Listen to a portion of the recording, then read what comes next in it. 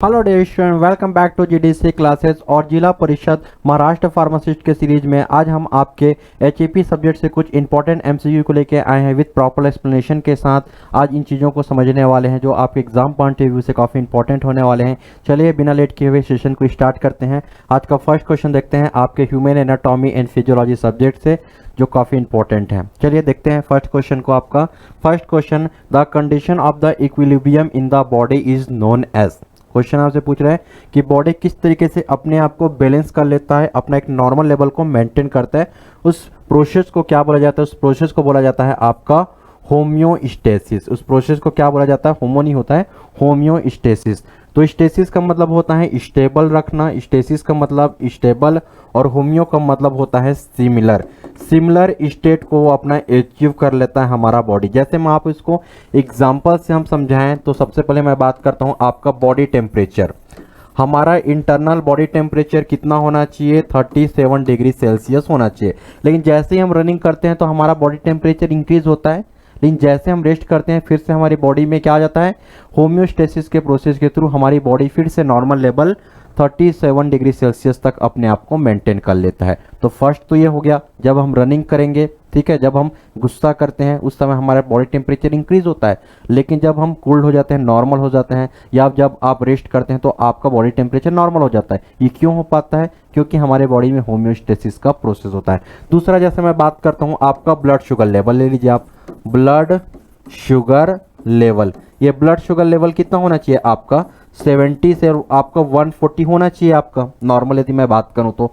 But आप 2-4 रसगुल्ला खा दिए, 2-4 रसगुल्ला, कुछ मीठा खा लिए, स्वीट्स खा लिए, आपके 200 से 250 पहुंच जाएगा। लेकिन कुछ टाइम बाद फिर सीसी रेंज में आ जाता है कि नहीं? क्योंकि हमारे बॉडी में क्या प्रोसेस हो रहा है? होम्योस्टेसिस। आपका बीपी उसी तरीके से देख लीजिए, जब आप गुस्सा करोगे तो आपका बीपी नॉर्मल कितना होना चाहिए आपका? 120/80 होना चाहिए mmHg। यह हमारा क्या होना चाहिए? बीपी। लेकिन आप जब गुस्सा करोगे तो आपका बीपी 250 भी पहुंच जाएगा, और जब आप एकदम खुश रहोगे, चिल्ड रहोगे, आपका बीपी फिर से नॉर्मल हो जाएगा।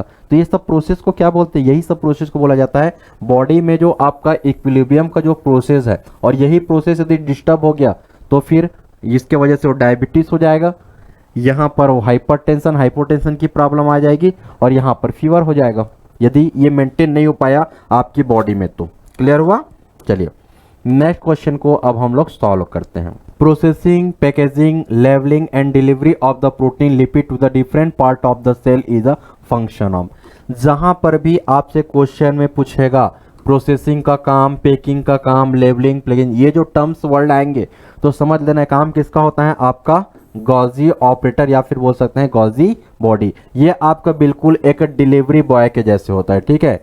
जैसे आपका इसको और क्या बोलते हैं? पोस्ट ऑफिस बोलते हैं, post office of cell. Post office of cell मतलब जहाँ सेल को आपको, जहां पर भी आपके सेल को प्रोटीन या फिर आपका लिपिड की जरूरत होगी, वहां तक चीजों को सप्लाई करने का काम कौन करता है? Golgi body. तो इसका दूसरा नाम क्या है? Post office of the cell. तो पोस्ट ऑफिस में भी तो यही काम होता है। सबसे पहले जो भी आप डिलीवरी करना चाहते हो उसको प्रोसेस करेगा, पैक करेगा, लेबल करेगा, फिर फाइनली अपने डेस्टिनेशन पे जहां तक उसको पहुंचाना रहता है वहां तक पहुंचा के आता है कि नहीं आपका पोस्ट ऑफिस।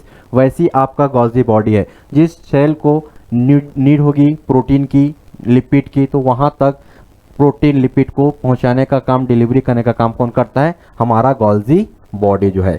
ये क्या है? पावर्स ऑफ द सेल, ये एनर्जी बनाने का काम करेगा।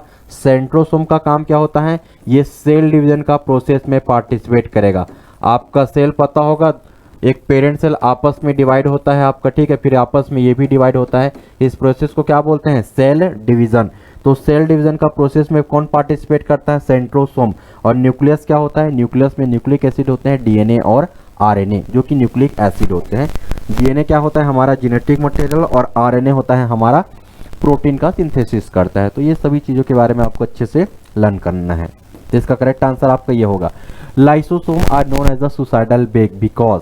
लाइसोसोम को हम सुसाइडल बेग क्यों बोलते हैं? आपसे क्वेश्चन में ये पूछा जा रहा है क्योंकि लाइसोसोम के पास क्या रहता है? एक पावरफुल हाइड्रोलाइटिक एंजाइम प्रेजेंट होता है। ये जो आपका ये बेग है, ठीक है, जो बेग है इसमें क्या प्रेजेंट होता है? हाइड्रोलाइटिक एंजाइम प्रेजेंट होगा, और जिसके ऊपर में भी हाइड्रोलाइटिक एंजाइम को डाल देगा समझ लो उसका काम खत्म। क्लियर हुआ। मतलब ये इसको और क्या बोला जाता है, लाइसोसोम को और क्या बोला जाता है, आइटम बम। इसको क्या बोलते हैं, atom bomb. Atom bomb of the cell बोला जाता है इसको,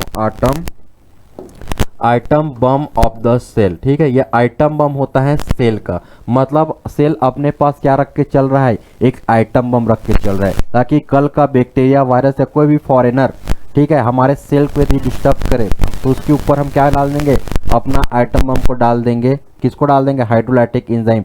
बट कई बार ऐसा भी तो होता है कि हम अपने घर में आइटम बम रखे हैं और अपने घर में ही क्या हो गया, बम ब्लास्ट हो गया। सेम कॉन्सेप्ट होता है आपके इस लाइसोसोम के साथ। ठीक है, सेल अपने पास रखा हुआ है इस आइटम बम को, ताकि अपने दुश्मन को, बैक्टीरिया, वायरस या जो भी फॉरेनर आए, इनको हम खत्म कर दें। बट कई बार यही ब्लास्ट हो जाता है घर के अंदर पे ही, सेल के अंदर में ही, जिसके वजह से पूरा सेल क्या हो जाता है, डिस्ट्रॉय हो जाता है। और इसी को क्या बोला जाता है फिर, सुसाइडल वेग है।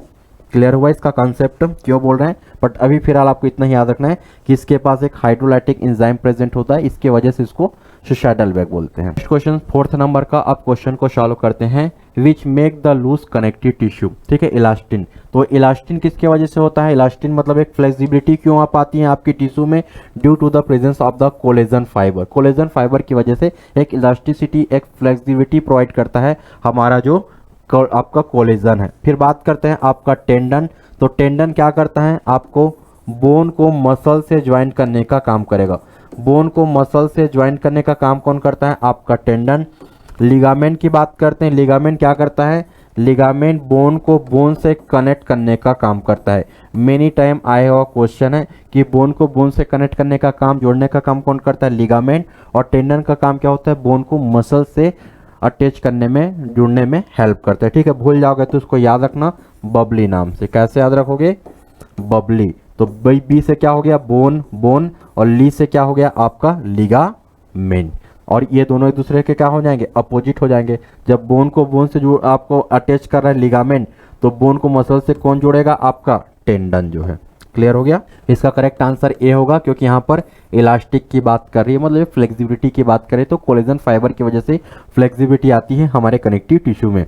कनेक्टिव टिश्यू का और एग्जांपल की मैं बात करता हूँ, क्वेश्चन पूछता है आपसे कनेक्टिव टिश्यू का एग्जांपल बताएंगे। तो कनेक्टिव टिश्यू का हमारा एग्जांपल है, कनेक्टिव टिश्यू मतलब क्या होता है, जो कनेक्ट करने का काम करता है, हमारे पूरे बॉडी में जो कनेक्शन का पॉइंट करता है। कनेक्शन का काम कौन करता है, आपका बोन पूरे बॉडी को कनेक्ट करने का काम करता है। हमारा ब्लड पूरे बॉडी को कनेक्ट करने का काम करता है। वैसे ही हमारा लिम्फ है जो पूरे बॉडी को कनेक्ट करने का काम करता है। और एक होता है आपका एडिपोस टिश्यू, ये भी आपका एग्जांपल होता है कनेक्टिव टिश्यू का। इसी को फैटी टिश्यू भी बोलते हैं, इसी का अदर नेम क्या है, फैटी टिश्यू। और यहीं पर जाके हमारा फैट डिपॉजिट होता है। जितना भी आप खाते हो फैटी वाली चीज़ें, जो एक्स्ट्रा फैट होगा वो कहाँ पर जाके डिपॉजिट हो जाएगा, एडिपोस टिश्यू में। तो ये adipose tissue, lymph, blood, bone, ये सब कनेक्टिव टिश्यू के एग्जांपल होते हैं। चलिए 5th नंबर का क्वेश्चन को अब सॉल्व करते हैं। आपका 5th नंबर का, choose the tissue below that one of the four primary type of the body tissue. अब यहाँ पे आपसे टिश्यू की बात कर रहा है कि टिश्यू के टाइप से आपसे क्वेश्चन पूछ रहा है कि इसमें प्राइमरी टिश्यू किसको बोलते हैं। तो टिश्यू बेसिकली कितने टाइप्स के होते हैं, 4 टाइप के हमारे बॉडी में टिश्यू प्रेजेंट होता है। एक इपिथेलियल टिश्यू जो कि पूरे बॉडी में कवरिंग करने का काम करता है, जैसे हमारे पूरी स्किन में क्या है, इपिथेलियल टिश्यू जो कि कवर करके रखा हुआ है। दूसरा क्या होता है, कनेक्टिव टिश्यू, जिसका मैंने अभी आपको एग्जांपल बताया हुआ है। थर्ड क्या होता है, मस्कुलर टिश्यू, जिससे मिलकर हमारा मसल बना हुआ है। अब फोर्थ होता है आपका नर्वस टिश्यू। तो नर्वस टिश्यू से जितने भी हमारे न्यूरॉन्स हैं, हमारा जो ब्रेन है, स्पाइनल कॉर्ड है, ये सब चीज़ बना होता है। तो यहाँ पर प्राइमरी टिश्यू की बात कर रहे हैं, तो ये 4 में से प्राइमरी टिश्यू किसको बोला जाता है, आपका एपिथेलियल टिश्यू। ठीक है, ये आपका कवरिंग करने का काम करता है, प्रोटेक्शन देने का काम आपका एपिथेलियल टिश्यू करता है। जैसे यहाँ पर देख सकते हैं, एपिथेलियल टिश्यू कवरिंग करने का काम करता है, साथ ही साथ पूरे मूवमेंट में भी हेल्प करता है आपका, ठीक है, सब्सटेंसेस वगैरह का। दूसरा बात करते हैं कनेक्टिव टिश्यू का, भी मैंने आपको काम बता दिया, सपोर्ट एंड प्रोटेक्शन देने का काम करता है। सपोर्ट जैसे बोन हमारे पूरे बॉडी में सपोर्ट करने का काम कर रहे हैं, प्रोटेक्शन दे रहा है आपके बोन के। जैसे हमारे रिब्स हैं, तो रिब्स के पीछे क्या है, हमारा लंग्स है, हार्ट है, तो इनको प्रोटेक्शन का काम करता है।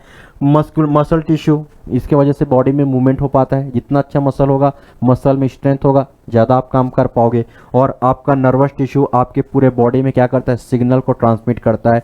ब्रेन, स्पाइनल कॉर्ड हमारा हेड क्वार्टर है, यह हमारा ब्रेन है, यह हम आपका स्पाइनल कॉर्ड है, ये पूरे हमारे बॉडी को कंट्रोल करने का काम करते हैं, बॉडी की एक्टिविटी को। नेक्स्ट क्वेश्चन देखते हैं 6 नंबर का। सीरम ब्लड में क्या डिफरेंस है, आपसे क्वेश्चन पूछ रहे हैं कि serum differ from the blood. तो सीरम का मतलब क्या होता है, जब हम आपने ब्लड से किसको निकाल दें, क्लॉटिंग फैक्टर को जब हम ब्लड से निकाल दें तब उसको ब्लड ना बोल के हम क्या बोलते हैं, सीरम बोलते हैं। क्लॉटिंग फैक्टर मतलब फाइब्रिनोजन, ठीक है। यदि हम ब्लड से किसको निकाल दें, फाइब्रिनोजन को निकाल दें, हटा दें, माइनस कर दें, तब उसको क्या बोलते हैं हम लोग, आपका सीरम। देखिए सीरम किसको बोलते हैं, जब प्लाज्मा से हम लोग फाइब्रिनोजन को रिमूव कर दें। फाइब्रिनोजन क्या है, आपका एक क्लॉटिंग फैक्टर है, या फिर बोल सकते हैं प्लाज्मा। प्लाज्मा किसका पार्ट होता है, आपके ब्लड का ही तो पार्ट होता है। फाइब्रिनोजन कहाँ प्रेजेंट होता है, आपके प्लाज्मा में, और प्लाज्मा मतलब आपका ब्लड का ही पार्ट होता है। तो ऐसा भी बोल सकते हैं कि आप ब्लड में से हम लोग माइनस कर देंगे क्लॉटिंग फैक्टर को।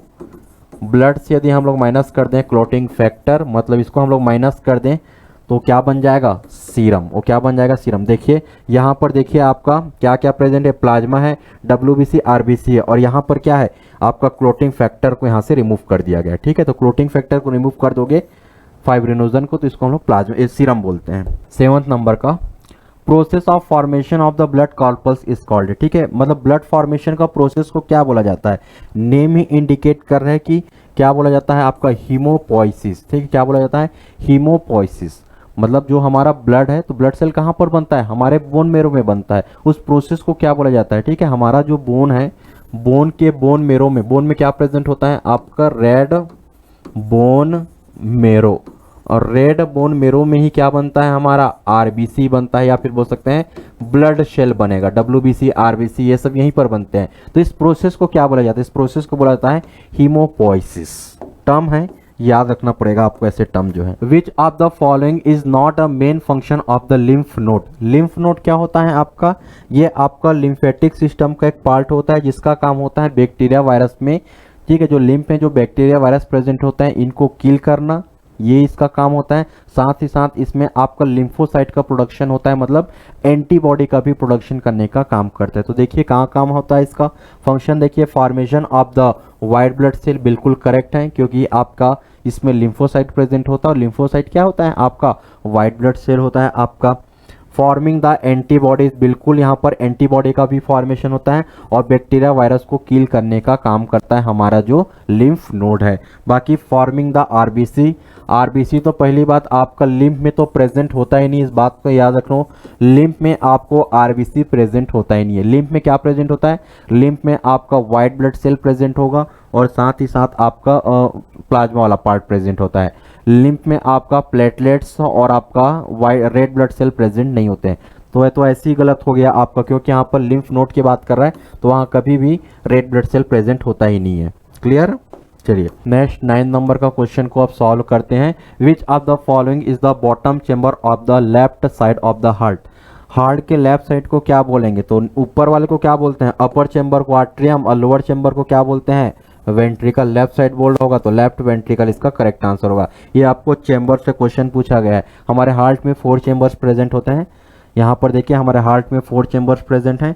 अपर चेंबर को आर्ट्रियम बोलते हैं, लोअर चेंबर को वेंट्रिकल बोलते हैं, ठीक है। ये राइट साइड है और ये आपका हार्ट का लेफ्ट साइड है। Question, heart of the heart किसको बोला जाता है, जो आपका इलेक्ट्रिक सिग्नल बना है। हमारे हार्ट में इलेक्ट्रिक सिग्नल कौन बनाता है, हमारे हार्ट में इलेक्ट्रिक सिग्नल का फॉर्मेशन करता है हमारा AC नोड। तो AC नोड ही क्या करता है हमारा, इसी को हम लोग pacemaker of the heart बोलते हैं। इसको और क्या बोलते हैं, पेस मेकर। क्यों बोलते हैं, क्योंकि यहीं से क्या होता है, generation of impulse. Generation of impulse, electric signal बनाने का काम यही करता है। इम्पल्स मतलब इलेक्ट्रिक सिग्नल। तो आपका हार्ट भी क्या है, इलेक्ट्रिकल सिग्नल यही बनाएगा। हमारा हार्ट क्या होता है, हमारा हार्ट एक आपका पंपिंग आर्गन है, तो उसको पंप करने के लिए क्या चाहिए, इलेक्ट्रिक सिग्नल। तो इलेक्ट्रिकल सिग्नल कौन बनाता है, आपका AC नोड, और इसी को बोलते हैं पेस मेकर, और इसी को और क्या बोला जाता है, हार्ट ऑफ द हार्ट बोला जाता है, ठीक है। कई बार ये खराब हो गया, डैमेज हो गया, तो आर्टिफिशियल तरीके से भी पेस मेकर को लगाया जा सकता है पेशेंट के हार्ट में। चलिए नेक्स्ट क्वेश्चन को आप सॉल्व करते हैं। यहाँ पर देख लीजिए कंडक्शन सिस्टम भी काफ़ी इंपॉर्टेंट होता है, एग्जाम में आपसे पूछ सकता है। AC नोड क्या बनाता है? AC नोड जो हमारा पेस मेकर है, यह आपका इलेक्ट्रिक सिग्नल बनाएगा। यहाँ से जो सिग्नल है वो किस में फॉरवर्ड होता है, किस में जाएगा? आपका AV नोड में। ठीक है, इसमें किस में जाएगा? AV node. AV नोड के बाद आपका जो सिग्नल होता है ये किस में जाता है? आपका बंडल ऑफ हिज में जाएगा। किस में जाएगा? Bundle of his. और उसके बाद चारों तरफ फैल जाएगा आपका इलेक्ट्रिक सिग्नल पूरे हार्ट के वॉल पे। इनको बोलते हैं पुरकिंजे फाइबर। तो इस सीक्वेंस को आपको याद रखना है। AC नोड के बाद AV नोड में जाएगा इलेक्ट्रिक सिग्नल, उसके बाद बंडल ऑफ हिज में जाएगा, उसके बाद आपका पुरकिंजे फाइबर। तो ये आपका conduction system of the heart है। किस तरीके से हमारे हार्ट में इलेक्ट्रिक सिग्नल का कंडक्शन होता है, ये भी क्वेश्चन आपसे पूछा जा सकता है। चलिए 11th नंबर का क्वेश्चन को सॉल्व करते हैं। The maximum volume of the air content in the lungs by the full forcefully inhalational is called. ठीक है, जब फोर्सफुली इस तरीके से जब फुल सांस लेके अपने अंदर ले, तो फोर्सफुली आप इनहेल करते हो तो आप कितना आप ले सकते हो ऑक्सीजन को, ये आपसे क्वेश्चन पूछ रहा है। मैक्सिमम वॉल्यूम क्या होना चाहिए हमारा लंग्स का, उसको क्या बोला जाता है? Total lungs capacity. इसको क्या बोलते हैं? लंग्स की कैपेसिटी को ऐसे चेक करते हैं, जो कि नॉर्मली कितना होना चाहिए आपका 6 लीटर के करीब होता है हमारा। ठीक है, मतलब हम टोटल आपका 6 लीटर के करीब अपना एयर को इनहेल कर सकते हैं। ठीक है, टाइडल वॉल्यूम क्या होता है? ये नॉर्मल ब्रीथिंग की बात करते हैं, बिल्कुल जो अभी मैं नॉर्मली ब्रीथिंग कर रहा हूँ। ठीक है, इसको क्या बोलते हैं? Tidal volume. जब नॉर्मल कंडीशन में हम इनहेल और एक्सपेल करते हैं एयर्स को, ऑक्सीजन को, उसको क्या बोलते हैं? Tidal volume. जो कितना होना चाहिए टाइडल वॉल्यूम आपका? 500 ml। ठीक है, टाइडल वॉल्यूम कितना होता है? 500 ml। But total lungs capacity की बात करूं तो लगभग 6 लीटर के करीब प्रेजेंट होता है आपका। 12th को देखते हैं। Which part of the large intestine store the temporary fishes. ठीक है, फिशेस को स्टोर करने के लिए लार्ज इंटेस्टाइन का कौन सा पार्ट होता है? यहाँ पर होता है आपका रेक्टम। रेक्टम वाले पार्ट पे जो फिशेस होते हैं, फीकल मटेरियल्स होते हैं, ये आपके स्टोर होते हैं। सिंपल क्वेश्चन है आपके लिए। जैसा कि आप डायग्राम में देख सकते हैं, ये आपका लार्ज इंटेस्टाइन है। लार्ज इंटेस्टाइन को कोलन बोलते हैं। और यहाँ पर आपका जो लास्ट वाला पार्ट होता है, ठीक, इसके बाद क्या स्टार्ट हो जाता है? आपका एनस। तो एनस के जस्ट पहले आपका रेक्टम वाले पार्ट पे फीसेस का या फिर फीकल मटेरियल का स्टोर होता है टेम्परेरी तौर पे, याद रख। विच सेल प्रोड्यूस इंसुलिन। कौन सा सेल आपका इंसुलिन का प्रोडक्शन करेगा? तो इंसुलिन का प्रोडक्शन करता है आपका बीटा सेल। और यदि इंसुलिन की डिफिशियंसी हो गई तो क्या प्रॉब्लम हो गया? डायबिटीज की प्रॉब्लम देखने को मिलता है। ठीक है, अल्फा सेल क्या रिलीज करेगा? ये सब पैंक्रियास में प्रेजेंट होते हैं। ये सब कहाँ प्रेजेंट होता है? पैंक्रियास। हमारे पैंक्रियास में प्रेजेंट होते हैं ये सब सेल। जो है alpha cell glucagon hormone release करेगा, ग्लूकागॉन हार्मोन रिलीज करेगा, और ये इंक्रीज करता है शुगर लेवल को। ब्लड शुगर लेवल को इंक्रीज कराने का काम। सपोज यदि ब्लड में शुगर लेवल डाउन हो गया, 70 से 140 नॉर्मल होना चाहिए, बट शुगर लेवल इससे भी डाउन हो गया, तो ग्लूकागॉन हार्मोन शुगर लेवल को इंक्रीज करा देगा। बीटा सेल क्या रिलीज करता है? यह आपका इंसुलिन रिलीज करेगा। अब इसका काम क्या होगा? इंसुलिन का शुगर लेवल 70 से 140 होना चाहिए, 200 300 पहुंच गया शुगर लेवल, तो इसको डाउन करेगा, रेगुलेट करेगा शुगर लेवल को नॉर्मल तक। ये काम होता है इंसुलिन का। और इसकी कमी हो गई, डिफिशियंसी, तो शुगर हो जाता है, डायबिटीज हो जाता है। क्लियर। डेल्टा सेल आपका एक सोमेटोस्टेटिन हार्मोन रिलीज करता है, सोमेटोस्टेटिन हार्मोन रिलीज करेगा। इनका काम क्या होगा? इन दोनों के एक्टिविटी पे कंट्रोल करेगा। ग्लूकागॉन और इंसुलिन हार्मोन, इन दोनों के एक्टिविटी को कंट्रोल करता है सोमेटोस्टेटिन। साथ ही साथ ये हमारे बॉडी में ग्रोथ हार्मोन की लेवल को भी रेगुलेट करता है सोमेटोस्टेटिन जो है। चलिए नेक्स्ट क्वेश्चन को देखते हैं। ये सब इनका फंक्शन भी बताया गया है आपका। पीपी सेल मतलब आपका एफ सेल, जो आपका ऑप्शन में दिया गया था एफ सेल। तो एफ सेल का काम क्या होता है? ये आपका पैंक्रेटिक पेप्टाइड का सिक्रीशन करता है, जो कि जीआईटी के मोटिलिटी को रेगुलेट करने का काम करता है। साथ ही साथ जीआईटी के सिक्रेशन में भी हेल्प करता है। ठीक है, ये सब इनके फंक्शन आपको यहाँ पर मेंशन किया गया है। Next, which of this are the important contact between bone and cartilage. Bone और कार्टिलेज के बीच में जो आपके जंक्शन होंगे, इनको क्या बोला जाता है? ज्वाइंट। इसके बारे में मैंने ऑलरेडी बता दिया है। टेंडन के मतलब बोन को मसल से ऐड करने वाला, लिगामेंट मतलब बोन को बोन से कनेक्ट करने वाला, और बोन और कार्टिलेज का जो पॉइंट होता है, उस पॉइंट को क्या बोलते हैं हम लोग? आपका ज्वाइंट्स बोलते हैं। यहाँ पर देखिए, यह हमारा लिगामेंट है। यहाँ पर देखिए, यह हमारा दो बोन है, बोन 1 बोन 2। इन दोनों बोन को कनेक्ट करने का काम जो व्हाइट कलर का आपको नजर आ रहा है, इसको क्या बोलते हैं? लिगामेंट। और यहाँ पर देखिए, दो बोन के बीच में क्या होता है? कार्टिलेज प्रेजेंट होता है। और साथ ही साथ क्या प्रेजेंट होता है उनमें? आपका साइनोवियल फ्लूइड भी प्रेजेंट होते हैं। यहाँ पर दो बोन्स के बीच में आपका एक कार्टिलेज प्रेजेंट होता है, ये कार्टिलेज, और इस पॉइंट को क्या बोला जाता है, ये वाला पॉइंट को बोलते हैं हम आपका ज्वाइंट। और यहीं पर आपको साइनोवियल फ्लूइड भी फील होता है जो कि उसके लुब्रिकेशन का काम करता है, साइनोवियल फ्लूइड जो है यहाँ पर।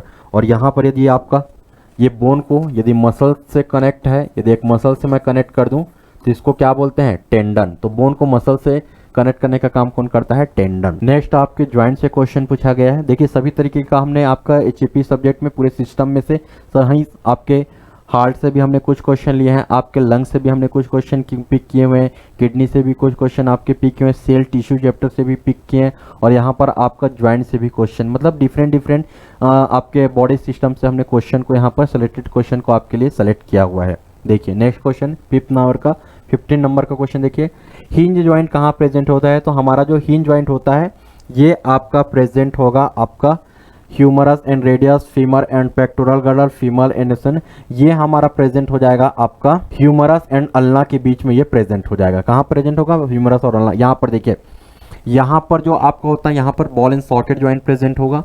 यहाँ पर देखिए, यहाँ पर कौन सा ज्वाइंट प्रेजेंट होता है, एल्बो ज्वाइंट पे आपका हिंज ज्वाइंट प्रेजेंट होगा। यहाँ पर आपकी कलाइयों पे आपका, ठीक है, यहाँ पर ग्लाइडिंग ज्वाइंट प्रेजेंट होगा। तीनों काफी इंपॉर्टेंट है, क्वेश्चन पूछता है। यहाँ शोल्डर पे कौन सा ज्वाइंट प्रेजेंट होगा, बॉल एंड सॉकेट ज्वाइंट।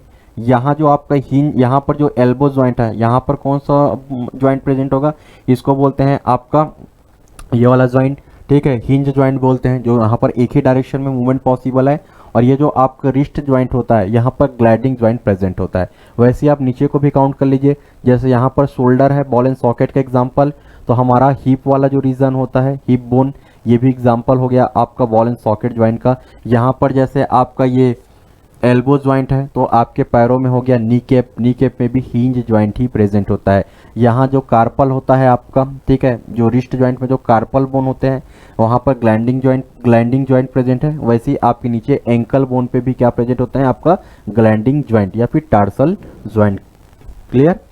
तो ये जो हिंज ज्वाइंट है, एक तो ये अपर साइड की बात कर रहा है, रेडियस और अल्ना के, आपका ह्यूमरस और अल्ना के बीच में, यह हमारा ह्यूमरस हो गया, और यह हमारा अल्ना, ये ह्यूमरस और ये अल्ना, तीन के बीच में प्रेजेंट, ठीक है। जैसा कि आप देख सकते हैं, ये आपका एल्बो ज्वाइंट जिसमें हिंज ज्वाइंट, ये आपका देखिए अल्ना, रेडियस अल्ना, और ये आपका humerus bone. Cranial nerve that regulate the smell, smell को रेगुलेट करने का काम करता है हमारा ये अल्फैक्टरी नर्व जो है। और फर्स्ट क्रेनियल नर्व को क्या बोला जाता है, फर्स्ट क्रेनियल नर्व को अल्फैक्टरी नर्व। सेकेंड क्रेनियल नर्व को क्या बोलते हैं, ये आपका फर्स्ट क्रेनियल नर्व, ठीक है, ये आपका फर्स्ट क्रेनियल नर्व है, फर्स्ट क्रेनियल नर्व, जिसको हम लोग अल्फैक्टरी नर्व बोलते हैं। और यही हमारे स्मेल को क्या करता है, सेंस करने का काम करेगा। ऑप्टिक नर्व जो होता है वो आपका सेकेंड क्रेनियल नर्व होता है, जो विजन के लिए होता है। ये किसके लिए होगा, विजन के लिए। ये जो ऑक्यूलोमोटर है, ये आपका आई मूवमेंट में हेल्प करता है, आई के मूवमेंट में ये हेल्प करेगा। क्लियर, आई मूवमेंट में हेल्प करेगा। तो इसका करेक्ट आंसर ए आपका करेक्ट आंसर हो जाएगा, ठीक है। आई के मूवमेंट में, आई बाल के मूवमेंट में हेल्प करता है। नेक्स्ट देखिए, द मिड ब्रेन का दूसरा नाम क्या है, midbrain is also called as, 70 number का क्वेश्चन पूछ रहा है। मिड ब्रेन, ये आपका फोर ब्रेन, ये मिड ब्रेन, ये आपका हिंड ब्रेन। तो मिड ब्रेन का ही अदर नेम क्या होता है, मिड ब्रेन को बोलते हैं मीसेनसेफेलॉन। मिड ब्रेन को क्या बोला जाता है, मीसेनसेफेलॉन, ठीक है। जैसे फोर ब्रेन, ये उसको बोलते हैं फोर ब्रेन, तो फोर ब्रेन का दूसरा नाम क्या है आपका, प्रोसेनसेफेलॉन बोलते हैं। मिड ब्रेन को मीसेनसेफेलॉन, और हिंड ब्रेन को, बैक साइड वाले बोन को क्या बोला जाता है आपका, रोम्बेनसेफेलॉन। और डायनसेफेलॉन किसको बोला जाता है, यहाँ पर एक ऑप्शन में आपको दिया गया था डायनसेफेलॉन। तो डायनसेफेलॉन आपका हिप्पोकैम्पस और थैलेमस, थैलेमस और हाइपोथैलेमस, ठीक है, थैलेमस और हाइपोथैलेमस को क्या बोलते हैं, डायनसेफेलॉन। कंफ्यूज नहीं होना है। How many cranial nerve are present, cranial nerve मतलब ऐसे नर्व जो आपके इस ब्रेन वाले, इस क्रेनियल से आपके ओरिजिन होते हैं, ऐसे न्यूरॉन्स को हम लोग क्रेनियल न्यूरॉन्स बोलते हैं, जो टोटल कितने होते हैं, 12 पेयर। तो 12 पेयर आपके करेक्ट आंसर हो जाएगा, 12 पेयर, ठीक है। और जैसे फर्स्ट को ऑल्फैक्टरी, सेकेंड को ऑप्टिक, थर्ड को ऑक्यूलोमीटर, फोर्थ को आपका ट्रोक्लियर, फिफ्थ को ट्राइजेमिनल, सिक्स को एब्ड्यूसेंस, फेशियल, वेस्टिबुलो, 8 नंबर का ग्लोसोफेरेंजियस, वेगस, एसेसरी और हाइपोग्लोसल। इसमें से इंपॉर्टेंट होता है, आप इनको याद कर लीजिए। ये जो ऑल्फैक्टरी होता है, ये हमारे स्मेल के लिए रिस्पॉन्सिबल होगा, जो कि फर्स्ट नंबर का क्रेनियल नर्व है। सेकेंड नंबर का जो ऑप्टिक होगा, ये विजन के लिए होता है, ये हमारे आई में प्रेजेंट होता है। ये जो होता है ट्राइजेमिनर, ये आपका लार्जेस्ट होता है, ये आपसे क्वेश्चन पूछता है, ये हमारा लार्जेस्ट है। और इसके बाद ये वाला याद रखो, ये जो 8 नंबर का है ये हमारे हीरिंग के लिए रिस्पॉन्सिबल होगा, मतलब आपके ईयर में प्रेजेंट होगा।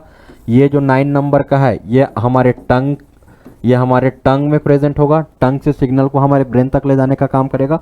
और ये वेगस नर्व को याद कर लो, वेगस नर्व हमारा लॉन्गेस्ट होता है, ये काफ़ी इंपॉर्टेंट है, ये आपका लॉन्गेस्ट है। ये हमारे digestive system, heart rate, breathing rate, इन सब को कंट्रोल करता है हमारा वेगस नर्व। और वेगस नर्व के थ्रू हमारे ब्रेन जो है हार्ट रेट, डाइजेस्टिव सिस्टम और आपका ब्रीथिंग रेट ये सब को कंट्रोल करने का काम करता है। तो ये काफ़ी इंपॉर्टेंट होता है हमारा वेगस नर्व, जो कि लॉन्गेस्ट होता है, आपका लॉन्गेस्ट क्रेनियल नर्व। चलिए नेक्स्ट क्वेश्चन आपका 19 नंबर का क्वेश्चन होता है, cochlear is the part of.